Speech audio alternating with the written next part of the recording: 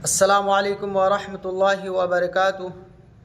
मुहतरम नाज़रीन, मैं उम्मीद करता हूँ कि आप तमामी हज़रात खैर वाफ़ियत से होंगे।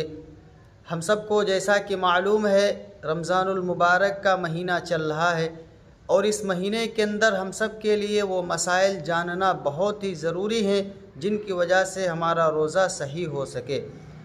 हमें कम से कम ये मालूम हो सके कि हमारा रोज़ा कामिल अदा हो रहा है या नाक़िस है। हमें ये मालूम होना चाहिए कि हमारा रोज़ा किन चीज़ों से टूट जाता है और किन चीज़ों से नहीं टूटता। उमूमन लोग ऐसा करते हैं कि रोज़ा तो रख लेते हैं और ऐसे मसाइल जानने की कोशिश भी नहीं करते जिनसे हमारा रोज़ा टूटता है या नहीं टूटता। और फिर ऐसा होता है कि बाज़ दफ़ा रोज़ा टूट गया होता है लेकिन हमें ये मालूम होता है कि भाई हमारा रोज़ा नहीं टूटा होगा। तो इससे हमारे रोज़े के अंदर बहुत सी खराबियाँ आ सकती हैं। लिहाजा आज मैं वो एक बहुत ही अहम और ज़रूरी मसला आपके सामने पेश कर देना मुनासिब समझता हूँ, जिनकी वजह से लोग अक्सर कशमकश में रहते हैं।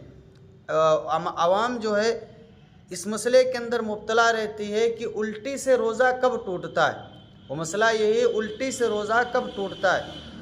आप सोच रहे होंगे, एक है उल्टी मुँह भर के होना, एक है थोड़ी सी होना, तो रोज़ा कब टूटता है। कोई कहता है कि मुँह भर के होगी तो रोज़ा टूट जाएगा और कोई कहता है कि अगर मुँह भर के नहीं है तो रोज़ा नहीं टूटेगा, मुँह भर के है भी फिर भी नहीं टूटेगा। तो असलन इसकी वजह क्या है, इसका सही जवाब क्या है, रोज़ा किस उल्टी से टूटता है और किस उल्टी से नहीं टूटता, हमें इस जवाब की सही रहनुमाई चाहिए। ये मसला हम सब जानते हैं कि कितना ज़रूरी है, हमारे लिए भी, आपके लिए भी, सब के लिए।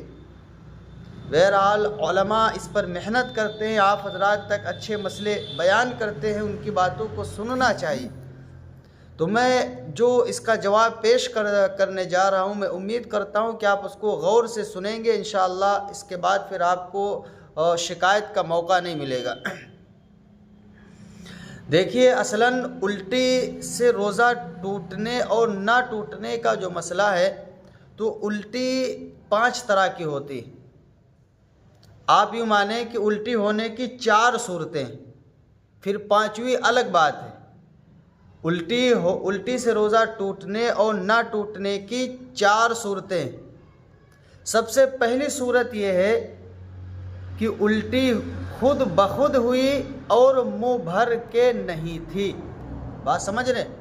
उल्टी खुद ब खुद हुई और मुंह भर कर नहीं थी, इससे रोज़ा नहीं टूटेगा। एक सूरत, उल्टी खुद ब खुद हुई और मुंह भर कर भी नहीं थी, तो इससे रोज़ा नहीं टूटेगा, कोई फ़र्क नहीं पड़ेगा। दूसरी सूरत कि उल्टी हुई तो खुद ब खुद उल्टी हुई और मुंह भर के थी। पहला मसला यह था कि खुद ब खुद उल्टी हुई, मुंह भर के नहीं थी, उससे रोज़ा नहीं टूटेगा।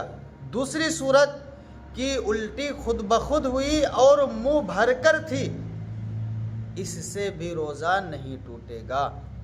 बात समझ में आ रही? खुद ब खुद उल्टी हुई और मुंह भर कर थी, इससे भी रोज़ा नहीं टूटेगा। तीसरी सूरत कि उल्टी खुद ब खुद नहीं हुई बल्कि उल्टी की गई।